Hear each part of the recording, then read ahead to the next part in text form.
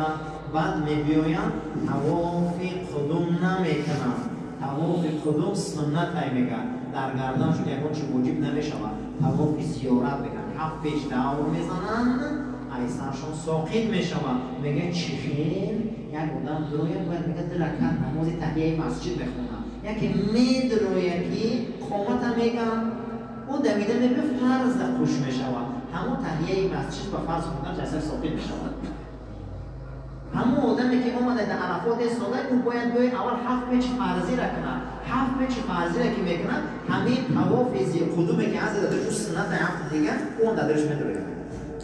هیچ در گردنش موجود نداشت. موزیکی رو دیدید؟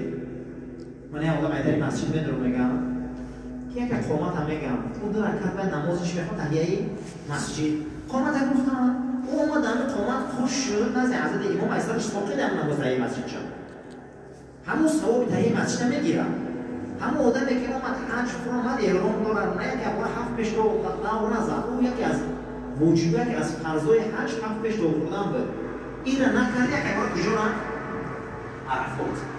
عرفات رو رسول را باشه جا میکنن میبرن سر نترشده 7 پیچ دور میزن. این را میگن طواف قدوم. باید 7 پیچ دیگه دور میزن باید میگن طواف زیارت. اما طواف زیارتش فرض بود که باید زیارت میکرد. همین طواف زیارت که کرد میگن او طواف قدومه که سنته و قصر شده میشه. خوشو فهمیده که باشه یکون جوی رو فهموش نه این فهموندگی من یک شغل رو کمپینا بفهمد. خب بعد از اون و طواف قدوم ایسرش ساقط میشه و چگونه مثل نماز تحیه مسجد.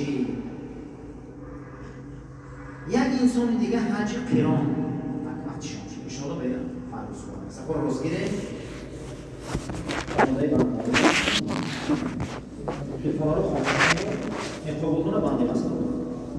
الله اکبر.